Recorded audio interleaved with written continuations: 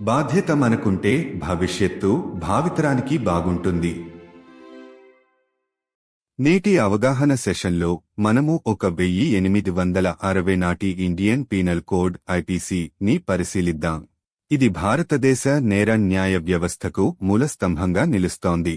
మనము ఈ విస్తృతమైన చట్టం నుండి నిర్దిష్ట విభాగాన్ని విశ్లేషిద్దాం, దాని చట్టపరమైన చిక్కులను మరియు సామాజిక ప్రభావాన్ని వెడమరుద్దాం. నేటి అవగాహన సెషన్లో ఐపీసీ యొక్క సంక్లిష్టతలను నిర్వీర్యం చేయడం మరియు పాల్గొనేవారికి వారి చట్టపరమైన హక్కులు మరియు బాధ్యతల గురించి అవగాహన కల్పించడం లక్ష్యంగా పరిశీలిద్దాం. ఈ వీడియోలో మనము ఐపీసీ యొక్క సెక్షన్ 19 పరిశీలిద్దాం.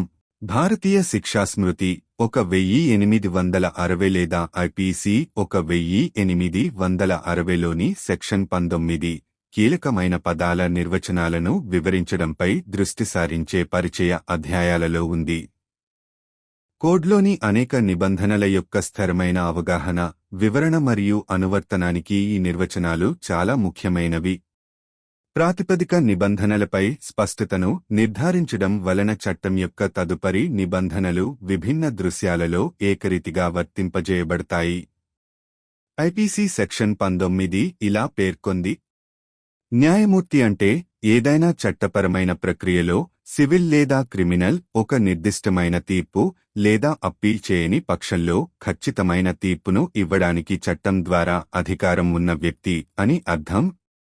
ఏదైనా ఇతర అధికారం ద్వారా ధృవీకరించబడినట్లయితే ఇది ఖచ్చితమైన లేదా వ్యక్తులలో ఒకరు అటువంటి తీర్పును ఇవ్వడానికి చట్టం ద్వారా ఆ వ్యక్తుల సంస్థకు అధికారం ఉంటుంది. వివరణాత్మక వివరణ 1. జ్యుడిషియల్ అథారిటీల వర్ణపటాన్ని చుట్టుముట్టడం. రోజువారీ పరిభాషలో న్యాయమూర్తి అనే పదం తరచుగా అధికారిక న్యాయ సామర్థ్యాలలో న్యాయస్థానాలకు అధ్యక్షత వహించే వ్యక్తులతో ముడిపడి ఉంటుంది. ఏది ఏమైనప్పటికీ భారతదేశం యొక్క విస్తారమైన చట్టపరమైన వ్యవస్థ అనేక ఫోరంలు, ట్రిబ్యునల్లు మరియు బాడీలను కలిగి ఉంది. వీటిలో చాలా వరకు సాంప్రదాయకంగా కోర్టులు అని పిలువబడవు. అయినప్పటికీ వారు వివాదాలను పరిష్కరించడంలో మరియు న్యాయం అందించడంలో కీలక పాత్రలు పోషిస్తారు. సెక్షన్ 19 దాని సమగ్ర నిర్వచనం ద్వారా న్యాయపరమైన లేదా పాక్షిక న్యాయపరమైన అధికారాలు కలిగిన ఈ విభిన్న అధికారులను గుర్తిస్తుంది. 2. లాంఛనప్రాయ హోదాలు దాటి వెళ్లడం. సెక్షన్ 19లో అందించబడిన నిర్వచనం కేవలం అధికారికంగా న్యాయమూర్తులుగా నియమించబడిన వారికి మాత్రమే పరిమితం కాదు. బదులుగా ఇది సివిల్ లేదా క్రిమినల్ అయిన చట్టపరమైన చర్యలలో ఖచ్చితమైన తీర్పులను అందించడానికి చట్టం ద్వారా అధికారం పొందిన ఏదైనా వ్యక్తి లేదా వ్యక్తుల శరీరాన్ని చేర్చడానికి విస్తృత నెట్ను ప్రసారం చేస్తుంది. ఐపీసీ యొక్క నిబంధనలు అధికారిక న్యాయస్థానాలే కాకుండా వివిధ చట్టపరమైన సంస్థల నుండి నిర్ణయాలు మరియు తీర్పులను పరిగణనలోకి తీసుకుంటాయని ఇది నిర్ధారిస్తుంది. 3. తీర్పులలో నిశ్చయత యొక్క సారాంశం. సెక్షన్ 19 యొక్క నిర్వచనంలో ప్రధానమైనది తీర్పుల యొక్క నిశ్చయాత్మక స్వభావాన్ని నొక్కి చెప్పడం. ఇది న్యాయపరమైన విచారణలలో తుది తీర్పులను సూచిస్తుంది. అది వారి అంతర్లీన ముగింపు, వారిపై అప్పీల్ లేకపోవడం లేదా ఉన్నత అధికారం ద్వారా వారి నిర్ధారణ కారణంగా కావచ్చు. ఈ స్పష్టత చాలా ముఖ్యమైనది ఎందుకంటే ఇది చట్టపరమైన సందర్భాలలో అటువంటి తీర్పుల యొక్క బరువు మరియు అధికారాన్ని గుర్తిస్తుంది. 4. సామూహిక న్యాయ వ్యవస్థలను గుర్తించడం. న్యాయం అనేది ఎల్లప్పుడూ వ్యక్తిగత ప్రయత్నం కాదు. నిర్దిష్ట చట్టపరమైన డొమైన్లలో నిర్ణయాలను అందించడానికి వివిధ ప్యానెళ్లు, కమిటీలు లేదా సామూహిక సంస్థలు అధికారం కలిగి ఉంటాయి. అటువంటి సంస్థలను దాని నిర్వచనంలో గుర్తించడం ద్వారా సెక్షన్ 19 వారి సామూహిక తీర్పులకు వ్యక్తిగత న్యాయమూర్తులు అందించే అదే గుర్తింపు మరియు గౌరవం కల్పించబడుతుందని నిర్ధారిస్తుంది. 5. చట్టపరమైన నిబంధనల వివరణలో సహాయం. లోని అనేక సెక్షన్లు మరియు నిజానికి ఇతర శాసనాలలో న్యాయమూర్తుల ద్వారా తీర్పులు, నిర్ణయాలు లేదా ఆదేశాలను సూచిస్తాయి. సెక్షన్ 19 యొక్క నిర్వచనం మార్గనిర్దేశం చేసే కాంతిగా పనిచేస్తుంది. ఈ సూచనలు సమగ్రంగా వివరించబడతాయని నిర్ధారిస్తుంది. సాంప్రదాయ న్యాయస్థానాలు మరియు ఇతర చట్టపరమైన సంస్థల నుండి వచ్చిన తీర్పులను పరిగణనలోకి తీసుకుంటుంది. 6. భారతీయ న్యాయ వ్యవస్థ యొక్క బహుత్వ స్వభావాన్ని ప్రతిబింబించడం.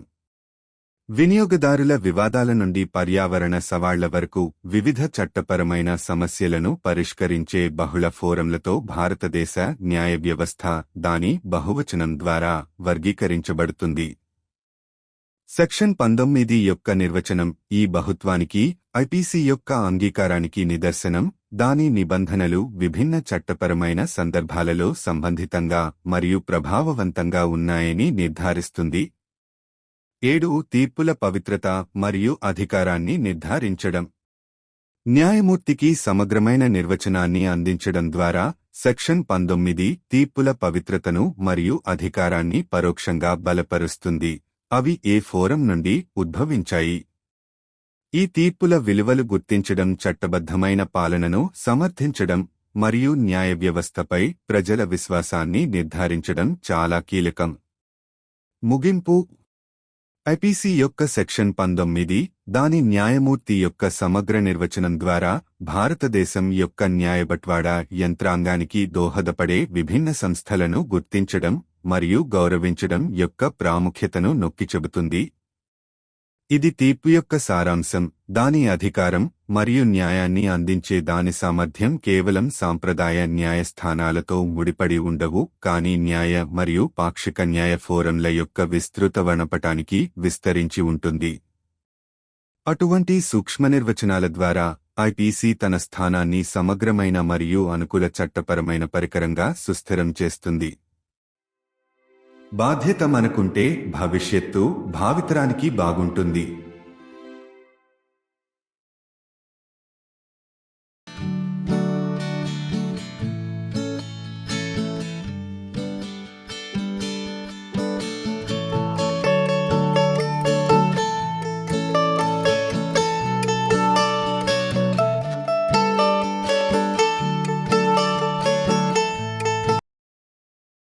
आज के जागरूकता सत्र में हम 1860 के भारतीय दंड संहिता आईपीसी पर चर्चा करेंगे, जो भारत की आपराधिक कानून प्रणाली की आधारशिला बनी हुई है।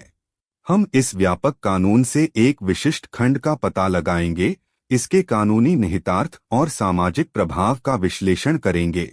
इस वर्ग का उद्देश्य आईपीसी की जटिलताओं को उजागर करना और प्रतिभागियों को उनके कानूनी अधिकारों और जिम्मेदारियों के बारे में ज्ञान देकर सशक्त बनाना है। आज हम आईपीसी की धारा 19 के बारे में विस्तार से जानेंगे। भारतीय दंड संहिता 1860 आईपीसी 1860 की धारा 19 परिचयात्मक अध्यायों के अंतर्गत आती है, जो महत्वपूर्ण शब्दों की परिभाषाओं को रेखांकित करने पर केंद्रित है। ये परिभाषाएं संहिता के भीतर असंख्य प्रावधानों की सुसंगत समझ, व्याख्या और अनुप्रयोग के लिए सर्वोपरि हैं। मूलभूत शर्तों पर स्पष्टता सुनिश्चित करने से यह सुनिश्चित होता है कि कानून के बाद के प्रावधान विभिन्न परिदृश्यों में समान रूप से लागू होते हैं।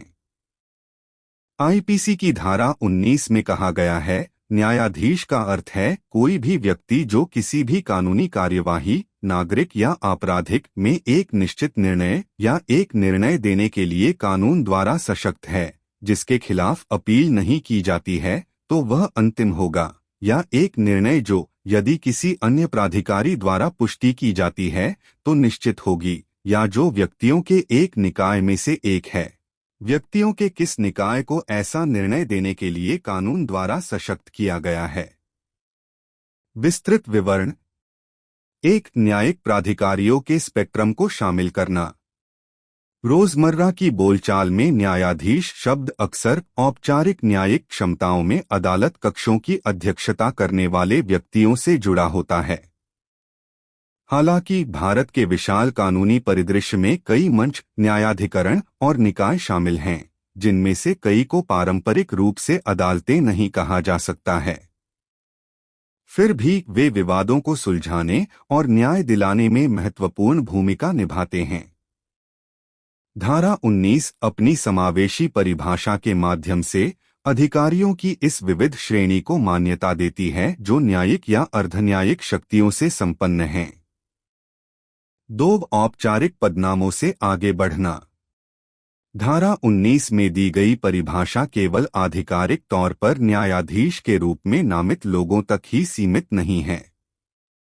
इसके बजाय यह कानूनी कार्यवाही में निश्चित निर्णय देने के लिए कानून द्वारा सशक्त किसी भी व्यक्ति या व्यक्तियों के निकाय को शामिल करने के लिए एक व्यापक जाल बिछाता है, चाहे वह नागरिक हो या आपराधिक।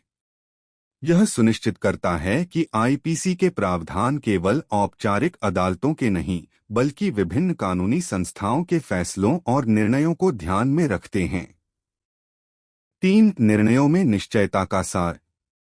धारा 19 की परिभाषा के केंद्र में निर्णयों की निश्चित प्रकृति पर जोर दिया गया है। यह उन निर्णयों को संदर्भित करता है जो कानूनी कार्यवाही में अंतिम होते हैं, चाहे यह उनकी अंतर्निहित अंतिमता के कारण हो, उनके खिलाफ अपील की कमी या उच्च प्राधिकारी द्वारा उनकी पुष्टि के कारण हो। यह स्पष्टता महत्वपूर्ण है क्योंकि यह कानूनी संदर्भों में ऐसे निर्णयों के महत्व और अधिकार को पहचानती है। 4 सामूहिक न्यायिक निकायों को मान्यता देना। न्याय प्रदान करना हमेशा एक व्यक्तिगत प्रयास नहीं होता है। विभिन्न पैनलों, समितियों या सामूहिक निकायों को विशिष्ट कानूनी डोमेन में निर्णय देने का अधिकार है। ऐसे निकायों को अपनी परिभाषा के भीतर स्वीकार करके धारा 19 यह सुनिश्चित करती है कि उनके सामूहिक निर्णयों को वही मान्यता और सम्मान दिया जाए जो व्यक्तिगत न्यायाधीशों द्वारा दिए गए हैं। 5 कानूनी प्रावधानों की व्याख्या में सहायता। आईपीसी के भीतर और वास्तव में अन्य कानूनों में कई धाराएं न्यायाधीशों के निर्णयों या आदेशों का उल्लेख करती हैं। धारा 19 की परिभाषा एक मार्गदर्शक प्रकाश के रूप में कार्य करती है जो यह सुनिश्चित करती है कि पारंपरिक अदालतों और अन्य कानूनी निकायों दोनों के निर्णयों को ध्यान में रखते हुए इन संदर्भों की व्यापक रूप से व्याख्या की जाती है। 6 भारतीय कानूनी प्रणाली की बहुलवादी प्रकृति को प्रतिबिंबित करना। भारत की कानूनी प्रणाली की विशेषता इसकी बहुलता है, जिसमें उपभोक्ता विवादों से लेकर पर्यावरणीय चुनौतियों तक विभिन्न कानूनी चिंताओं को संबोधित करने वाले कई मंच हैं। धारा 19 की परिभाषा आईपीसी की इस बहुलता को स्वीकार करने का एक प्रमाण है जो यह सुनिश्चित करती है कि इसके प्रावधान विभिन्न कानूनी संदर्भों में प्रासंगिक और प्रभावी बने रहें। 7 निर्णय की पवित्रता और प्राधिकार सुनिश्चित करना। न्यायाधीश की एक व्यापक परिभाषा प्रदान करके धारा 19 अप्रत्यक्ष रूप से निर्णयों की पवित्रता और अधिकार को बढ़ाती है, चाहे वे किसी भी मंच से आए हों। कानून के शासन को कायम रखने और न्याय प्रणाली में जनता का विश्वास सुनिश्चित करने के लिए इन निर्णयों के महत्व को पहचानना महत्वपूर्ण है। निष्कर्ष। आईपीसी की धारा 19 न्यायाधीश की अपनी समावेशी परिभाषा के माध्यम से भारत के न्याय वितरण तंत्र में योगदान देने वाली विविध संस्थाओं को पहचानने और उनका सम्मान करने के महत्व को रेखांकित करती है। यह इस सिद्धांत पर जोर देता है कि किसी निर्णय का सार, उसका अधिकार और न्याय देने की उसकी क्षमता केवल पारंपरिक अदालतों से जुड़ी नहीं है, बल्कि न्यायिक और अर्धन्यायिक मंचों के व्यापक स्पेक्ट्रम तक फैली हुई है। ऐसी सूक्ष्म परिभाषाओं के माध्यम से आईपीसी एक व्यापक और अनुकूली कानूनी साधन के रूप में अपनी स्थिति मजबूत करता है। यदि हम जिम्मेदार हैं, तो भविष्य आने वाली पीढ़ियों के लिए अच्छा होगा।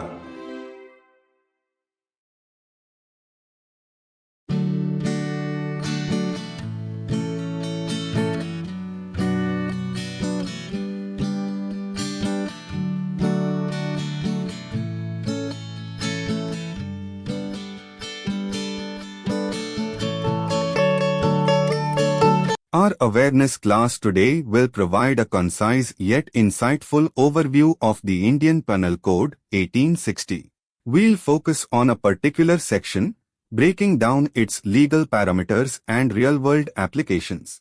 The session is designed to equip you with a clear understanding of how the IPC governs conduct and administers justice, reflecting the framework of law and order in India. Join us as we dissect Section 19. Section 19 of the Indian Penal Code, 1860, IPC 1860, resides within the introductory chapters that focus on delineating definitions of crucial terms. These definitions are paramount to the consistent understanding, interpretation, and application of the myriad provisions within the code. Ensuring clarity on foundational terms ensures that the law's subsequent provisions are applied uniformly across diverse scenarios. IPC Section 19 states, "Judge means any person who is empowered by law to give, in any legal proceeding, civil or criminal, a definitive judgment, or a judgment which, if not appealed against, would be definitive, or a judgment which, if confirmed by some other authority, would be definitive, or who is one of a body of persons, which body of persons is empowered by law to give such a judgment." Elaborated description. 1. Encompassing the spectrum of judicial authorities. The term judge, in everyday parlance, is often associated with individuals presiding over courtrooms in formal judicial capacities. However, the vast legal landscape of India consists of numerous forums, tribunals, and bodies, many of which might not conventionally be termed as courts. Yet, they play instrumental roles in resolving disputes and delivering justice. Section 19, through its inclusive definition, recognizes this diverse array of authorities that are vested with judicial or quasi-judicial powers. 2. Moving beyond formal designations. The definition provided in Section 19 is not restricted merely to those officially designated as judges. Instead, it casts a broader net to include any person or body of persons empowered by law to deliver definitive judgments in legal proceedings, whether civil or criminal. This ensures that the IPC's provisions take into account decisions and judgments from a variety of legal entities, not just formal courts. 3. The essence of definitiveness in judgments. Central to Section 19's definition is the emphasis on the definitive nature of judgments. This refers to judgments that stand final in legal proceedings, be it due to their inherent finality, the lack of an appeal against them, or their confirmation by a higher authority. This clarity is crucial, as it recognizes the weight and authority of such judgments in legal contexts. 4. Recognizing collective judicial bodies. Justice delivery is not always an individual endeavor. Various panels, committees, or collective bodies are empowered to render decisions in specific legal domains. By acknowledging such bodies within its definition, Section 19 ensures that their collective judgments are accorded the same recognition and respect as those delivered by individual judges. 5. Aiding in the interpretation of legal provisions. Several sections within the IPC, and indeed in other statutes, refer to judgments, decisions, or orders by judges. Section 19's definition acts as a guiding light, ensuring that these references are interpreted comprehensively, taking into account judgments from both conventional courts and other legal bodies. 6. Reflecting the pluralistic nature of the Indian legal system. India's legal system is characterized by its pluralism, with multiple forums addressing varied legal concerns, from consumer disputes to environmental challenges. Section 19's definition is a testament to the IPC's acknowledgement of this plurality, ensuring that its provisions remain relevant and effective across diverse legal contexts. 7. Ensuring the sanctity and authority of judgments. By providing an encompassing definition of judge, Section 19 indirectly bolsters the sanctity and authority of judgments, regardless of the forum from which they emerge. Recognizing the weight of these judgments is crucial for upholding the rule of law and ensuring public faith in the justice system. Conclusion. Section 19 of the IPC, through its inclusive definition of judge, underscores the importance of recognizing and respecting the diverse entities that contribute to India's justice delivery mechanism. It emphasizes the principle that the essence of a judgment, its authority, and its capacity to deliver justice, is not merely tied to conventional courtrooms but extends to the broader spectrum of judicial and quasi-judicial forums. Through such nuanced definitions, the IPC cements its position as a comprehensive and adaptive legal instrument. If we are responsible, the future will be good for the future generations.